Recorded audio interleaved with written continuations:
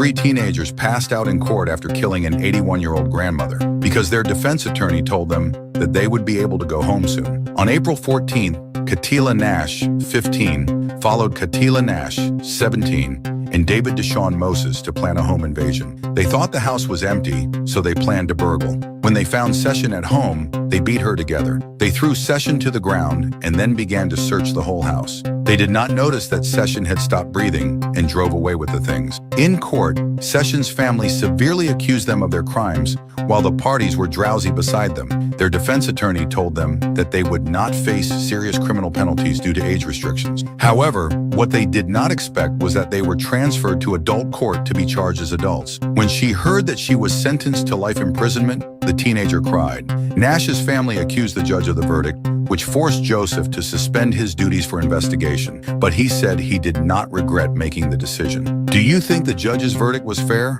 Please share your thoughts with us in the comments section.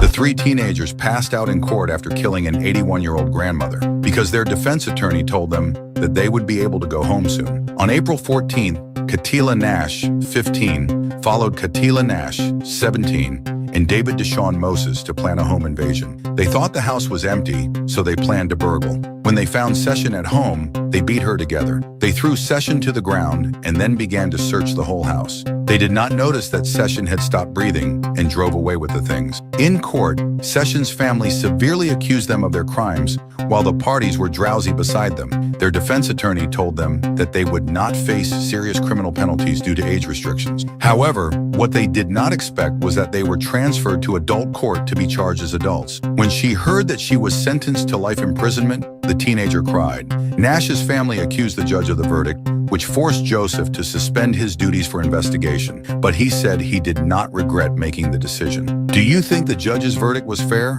Please share your thoughts with us in the comments section. This is the book of Isaiah, chapter 3, verse 5. And the people shall be oppressed, everyone by another, and everyone by his neighbor. The child shall behave himself proudly against the ancient, and the base against the honorable. Kol Holayim La, Abanawa, Yahweh, Bahashem, Yahweh Shai, Bahashem, Rakak, Quadash. Double honors to the elder apostles and elder bishops of Great Millstone who rule well. Salutations to the Akim out there on the highways and the byways. Salutations to the hopeful elect. Salutations to you speckled birds, you Israelite foreigners. And shalom to the Akwaf, sitting and listening in silence as the scriptures say to do so. Isaiah 3, verse 5. And the people shall be oppressed, everyone by another, and everyone by his neighbor. The child shall behave himself proudly against the ancient, and the base against the honorable. And that's what you see with these young little savages, these little monsters, these little brute beasts, man.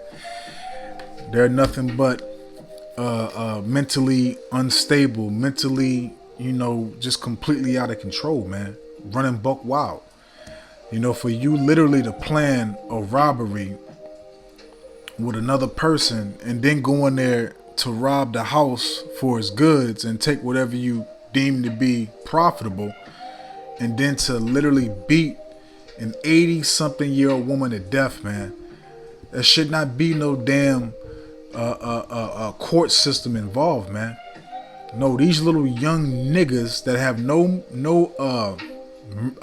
sympathy, empathy, remorse for what they have done need to be put to death, man. Okay, to literally sit in the court and to fall asleep while you're in trial, man. It just shows you the mindset of our people, man. And you wonder why Yahweh Shem Yahweh Shai is continuously judging our people left and right, man. You wonder why we need righteousness to flourish upon the earth, man. We need Yahweh Ba'ashem Yahweh Shai. We need salvation. We need redemption. We need everything to get out of this hellhole, this nightmare, man. And it's only going to get worse. It's only going to get worse, man. Because the wicked is in control. And the wicked is mentally, spiritually, remedial, man. And out of control. We need Yahweh Ba'ashem Yahweh Shai. Isaiah 3, verse 5. The child, because these kids are children, man-childs, their brain is not processed to the certain development that they need to have logical intellect and to have correct discernment. Because again, there's no structure in the nation. There's no guidance from Yahweh Shem Yahweh Shai, and there's only guidance again from the adversary, the enemy. Your kids is being raised by this captivity.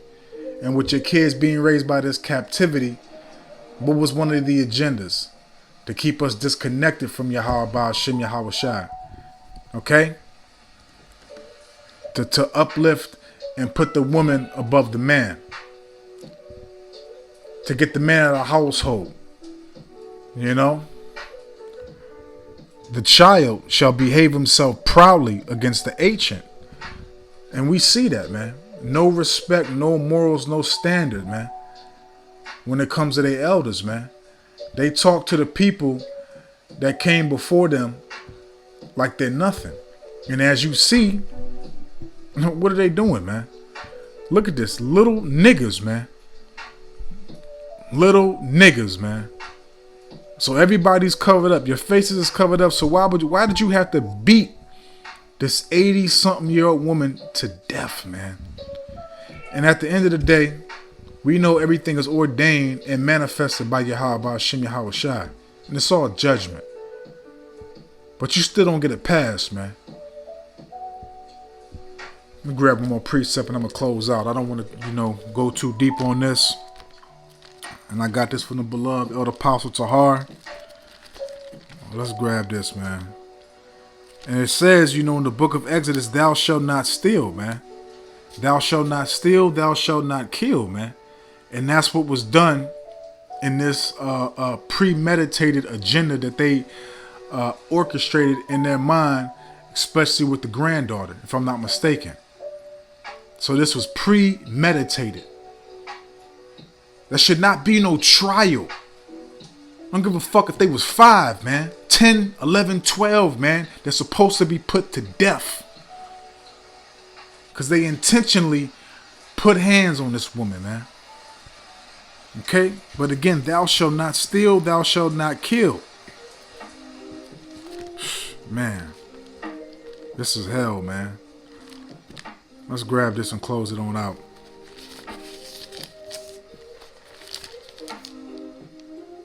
And you have a witness caught from the ring camera.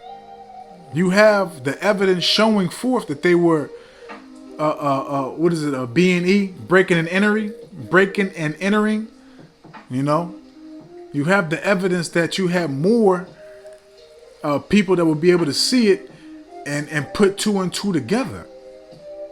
So that's all the evidence you need. So let's grab this, man. It's the book of Numbers, chapter 35. And I'm going to start off at verse 30. Whoso killeth any person, the murderer shall be put to death by the mouth of witnesses.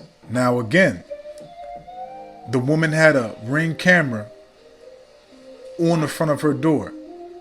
You saw multiple savages, multiple little nigglets, multiple brute fucking beasts, murderers, fake thugs, menaces to society going to this woman's house